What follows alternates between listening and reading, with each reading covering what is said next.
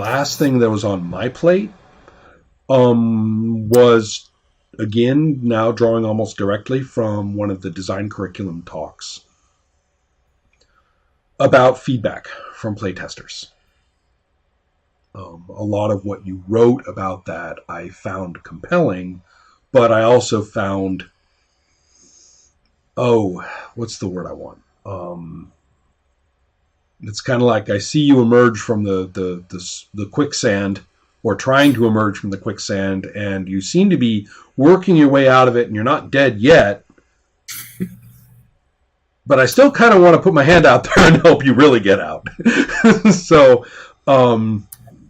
as opposed to somebody who's drowning and I have to go in there, but it's kind of like, well, I can hand you this stick if you really want it, because I think you'll make it out on your own. But here, grab this stick anyway.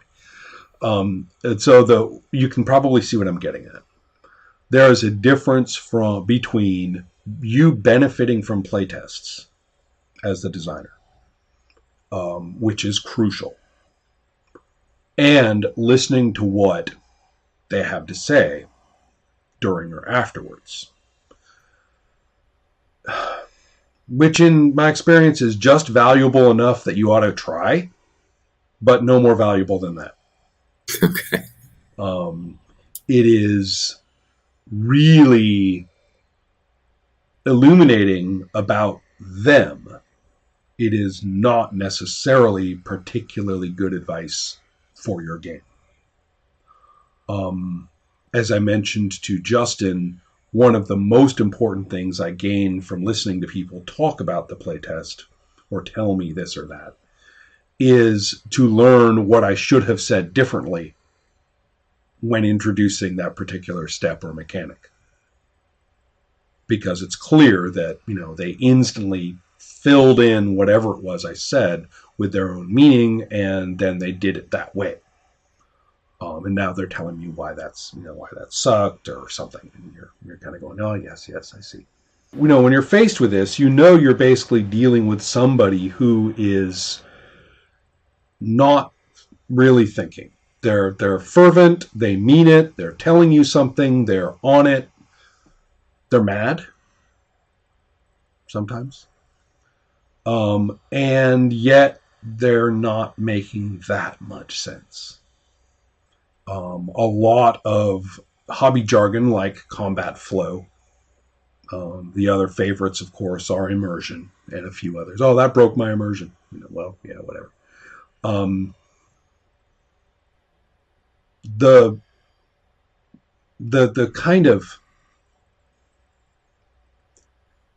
kind of mental state that this entails, sometimes it has to do with a sense of ownership over play, ownership over the game that you're violating as far as they're concerned.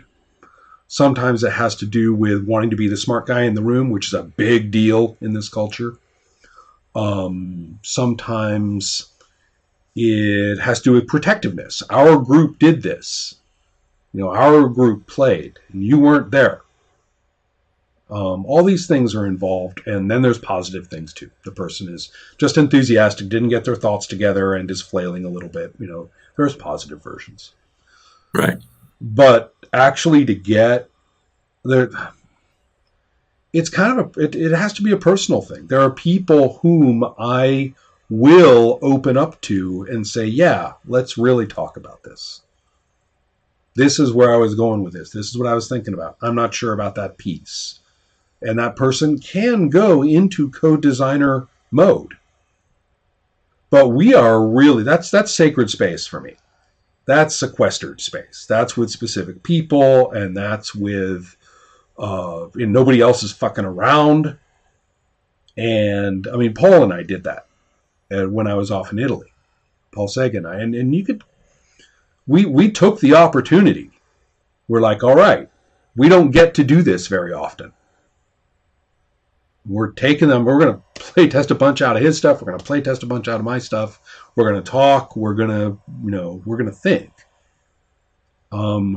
But you'll notice that in that context, there was no presumption that co-designership would persist. Right. and also that the real work was to be done later. The real work was to be done alone after that. And those moments of opening up to people are rare. There are few people that I want to do it with. There are some really good designers out there who, when they sit down with you, they're going to turn it into their thing. Mm-hmm. They totally will. And so when they do that, I've seen it before, and they'll tell people, "Oh yeah, it's your thing. I'll publish it. You won't have to worry about the publishing thing, but it's your thing. I'm not going to interfere." And of course, strangely enough, everything that comes out under the label has the indelible stamp of that particular set of aesthetic priorities and presentations.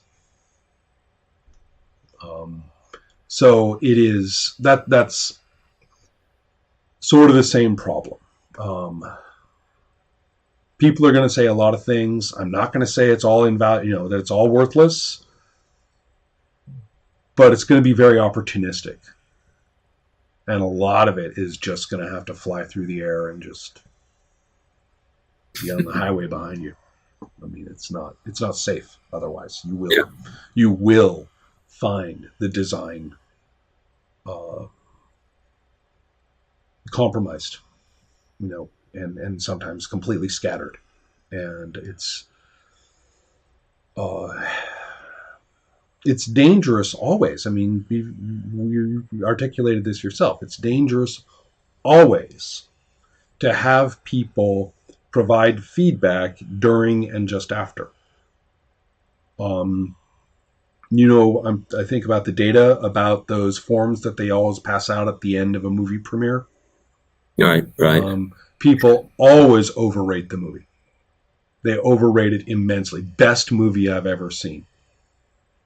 Part of it is they figured that the person's doing them a favor. That the movie people are including them. They need to show their enthusiasm about participating. They don't want to make anybody feel bad. They have been engaged with this movie for 2 hours, and they're still kind of in the flush of engagement with it. A wide number of reasons, but people tend to, just gush and overrate everything. And then in the case of movies. In the case of games, it's kind of the other way around. People get real picky and snotty and weird and, want to fix anything and tell you this and tell you that. Have opinions about every last little thing. Then there's the interesting problem of kind of social positioning. If you're going to be playing on the gauntlet a lot, you're going to get a lot of pressure to play a gauntlet game. Mm-hmm. And the gauntlet game is very workshopy, very much a conference about the story. Very much we're all creative here. Let's all just talk about what might happen and decide upon how we want it to go. And it's pretty much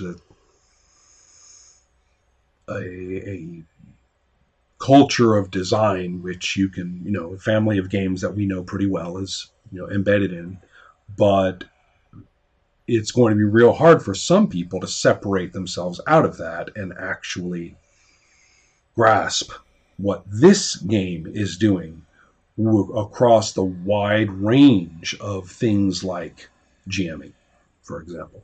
This happens in a lot of these kind of socially reinforced play spaces, where you get kind of an uber aesthetic at work that is socially privileged, and people start to identify that with good play. And strangely enough, their recommendations for any game that comes down the pike start to look alarmingly similar. Right. Anyway, so those are just some of my thoughts on the vagaries of playtest feedback. Sure. What other things were on your mind?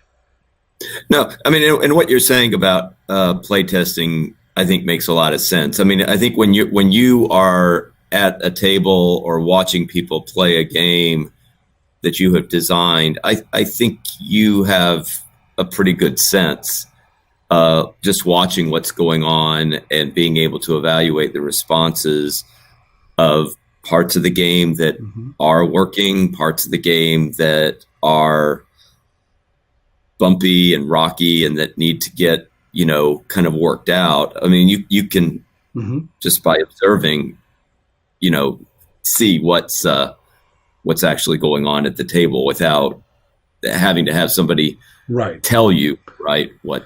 Yeah, and those of us who've done all this teaching have to flip, because the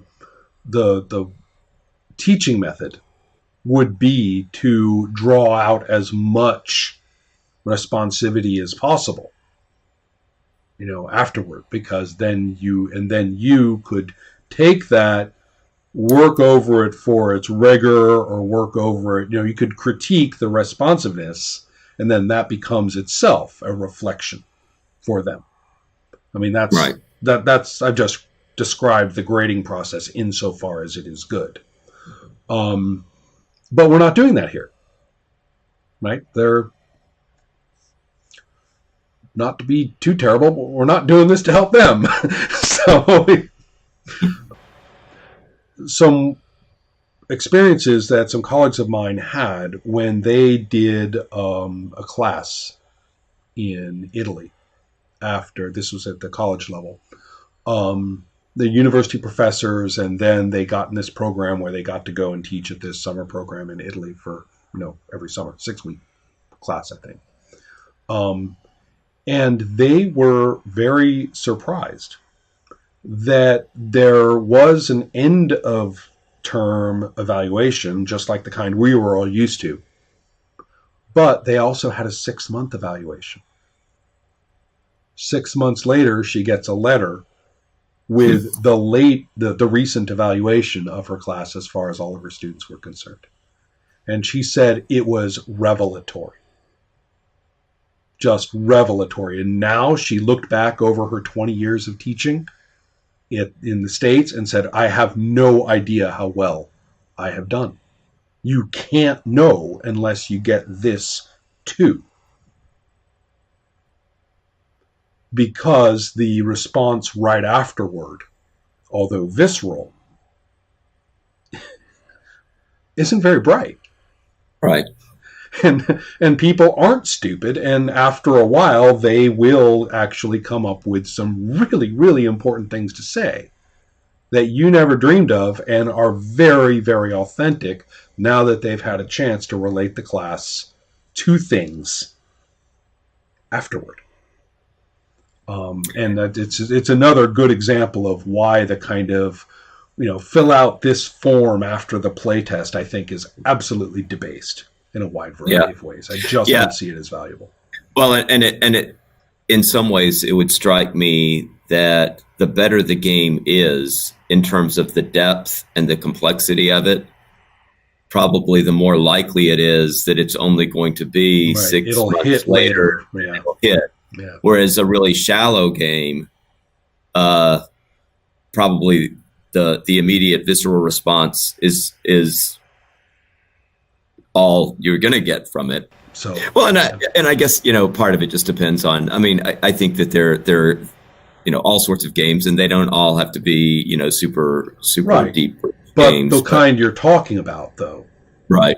This is one, so we're going to stick with that as our guiding star. And it's the same. It's similar to literature, right? I think somebody who is reading a really complex, nuanced piece. I see this with my students all the time. I'll teach them a text in 9th grade, and I can tell that when they're in the classroom reading it and we're talking about it, and this is the first time they've read it, they struggle, and the experience is one that they're having to do all this processing. They'll come back to me when they're a senior, right, and they'll say, that book changed my life. Your class was great. Yeah. Whereas if you would ask them that at the point, right, they would have, that would not have been the response that they would be. Of course. And I think that's fine. I mean, I think I actually tend to think that applies to more literature than one might think, even ones that we consider to be fairly lightweight, I think may well have that quality in many cases. Then again, maybe I've just been reading too many Marvel comic books lately.